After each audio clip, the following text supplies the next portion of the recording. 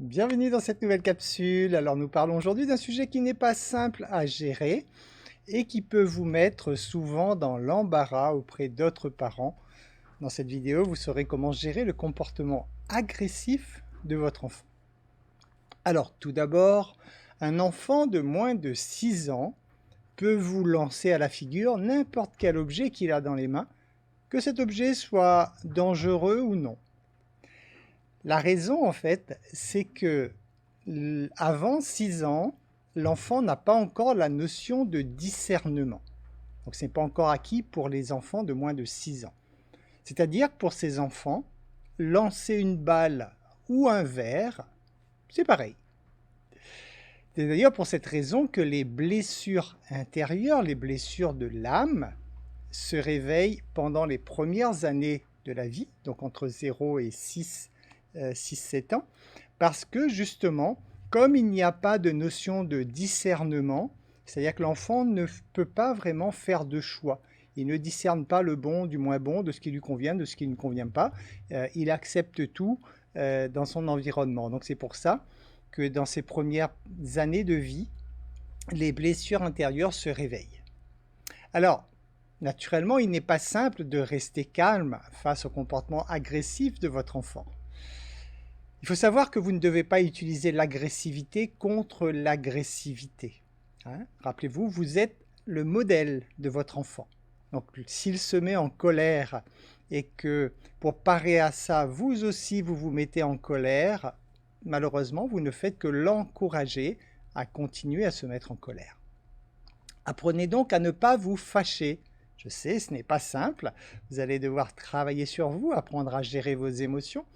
Mais si vous vous fâchez, vous vous mettez en fait dans une situation où vous donnez du pouvoir à votre enfant. C'est-à-dire que votre enfant comprend à ce moment-là qu'il a le pouvoir de réveiller des émotions chez vous.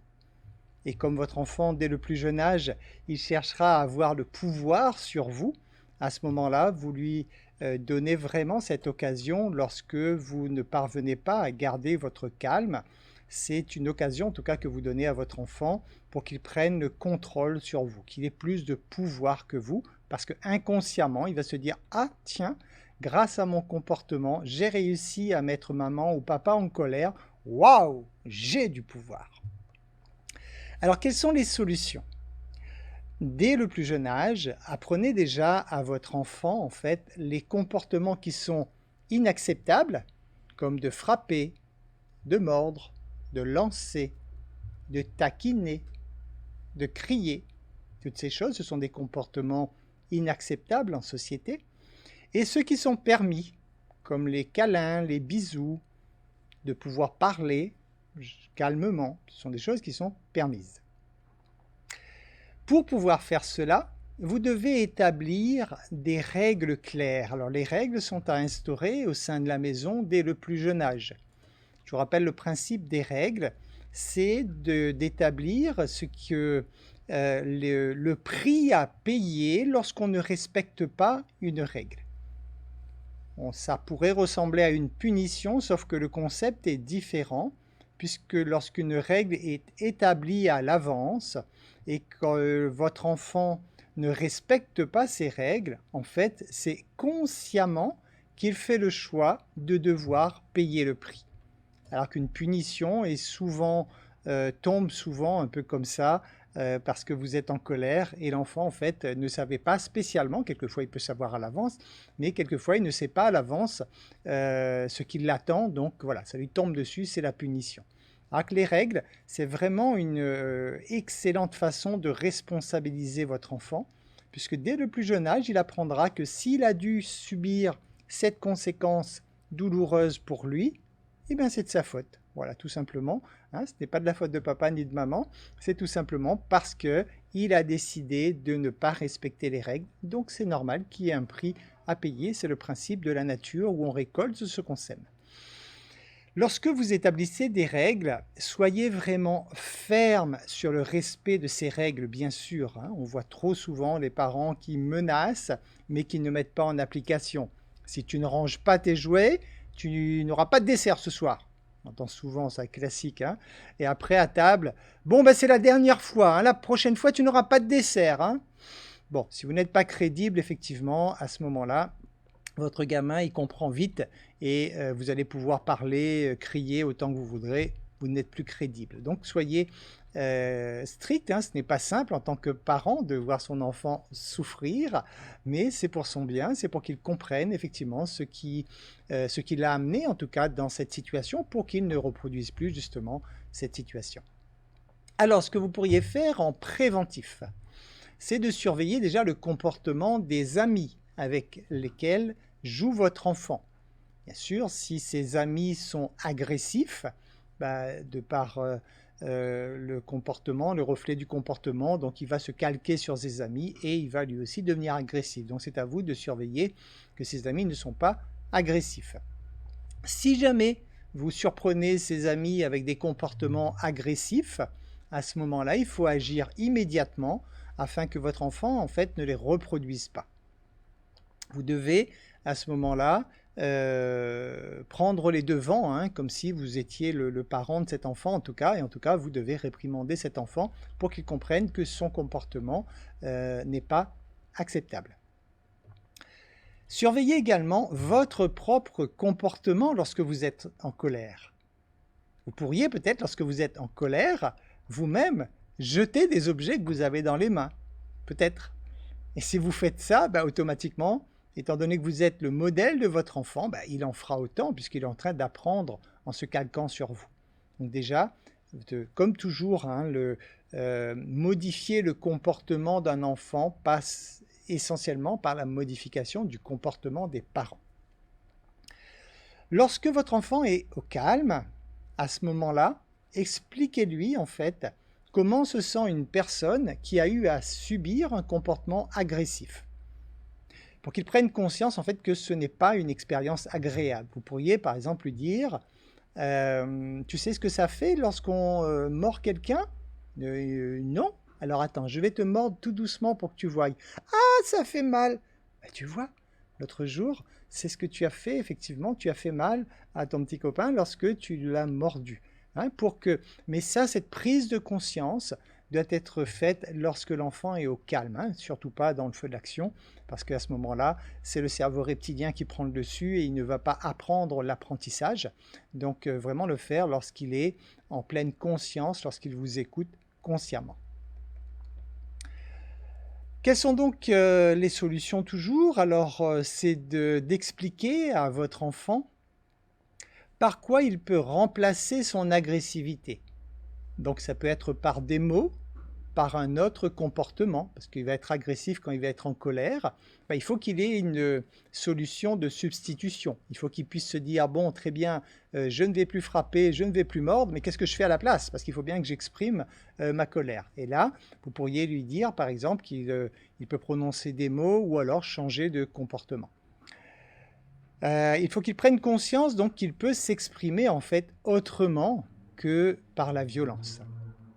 Vous pouvez, par exemple, lui apprendre à dire « je ne joue plus » lorsque ça ne va plus, hein, au lieu de frapper son copain ou son petit frère ou sa petite sœur, juste de se dire « je ne joue plus ». Voilà, hein, il a changé son comportement, au lieu de frapper, il a juste remplacé par cette phrase. À ce moment-là, lorsque vous lui enseignez cela, répétez avec lui, enfin faites répéter à votre enfant 5 à 7 fois de suite cette phrase « je ne joue plus ». Je ne joue plus. C'est toujours pareil, il faut qu'il en prenne conscience. Hein. Donc il faut qu'il puisse engrammer ça dans son inconscient pour que ça devienne un réflexe pour lui, que lorsqu'on l'agace, le réflexe ce n'est plus de frapper, mais c'est tout simplement de dire « je ne joue plus » et donc d'arrêter de jouer. Lorsqu'il a un comportement correct, bien sûr, hein, lorsqu'il agit correctement envers les autres, bah, pensez à le féliciter, bien sûr. Par contre, soyez prudent. Vous devez féliciter son comportement et non pas lui. C'est-à-dire, dans pareil cas, vous pourriez dire « c'est bien de partager tes jouets » et non pas « tu partages tes jouets, tu es gentil ». Comprenez? Dans le premier cas, c'est bien de partager tes jouets, vous félicitez son comportement. vous le détachez de son comportement. Et dans l'autre cas, tu partages tes jouets, tu es gentil, ça veut dire que vous associez son comportement à l'enfant. Et là, ça ne va pas être bon parce que c'est ce qui va justement après détruire la confiance de l'enfant, l'estime de soi, etc. Parce que lorsque vous êtes en train de critiquer l'enfant au lieu de critiquer son comportement, vous détruisez sa confiance en lui. Donc ça, c'est vraiment quelque chose de subtil que je vous recommande en tant que parent d'être conscient et d'être prudent là-dessus, de bien vérifier lorsque vous êtes en train de réprimander votre enfant. Est-ce que vous réprimandez son comportement ou est-ce que vous êtes en train de le réprimander, donc vous êtes en train de malheureusement de détruire son estime de lui. Lorsque vous réprimandez son comportement agressif, parce qu'il faut bien le faire, effectivement, vous vous rendez compte, là, il est en train de jouer et il frappe ou il mord, qu'importe, il a un comportement agressif. À ce moment-là, vous devez faire cette réprimande en fait en 3 étapes. La première étape, vous donnez d'abord l'ordre d'arrêter. Arrête de frapper ton frère. Ça, c'est la première étape. Vous venez de donner l'ordre.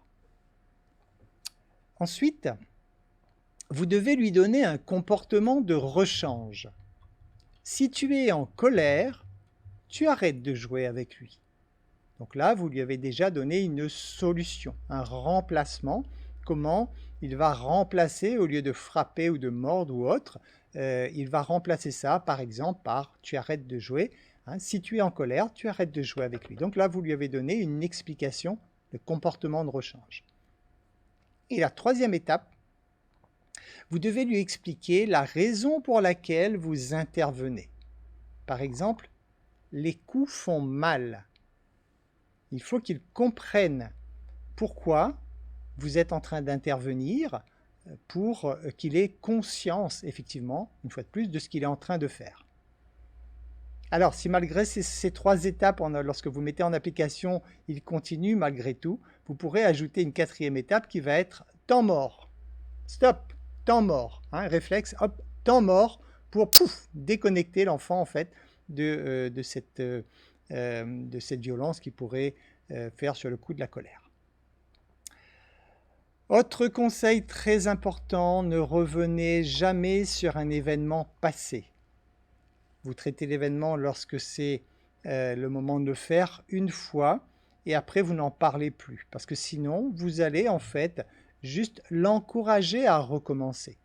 Vous savez que nos pensées sont créatrices.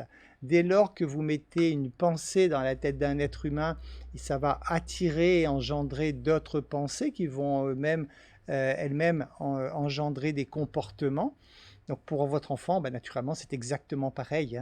Si vous ressassez sans cesse la fois où il a mordu son petit frère, vous ne faites que ramener cette pensée dans sa tête et donc le fait d'y penser, vous l'encouragez en fait à reproduire cette scène.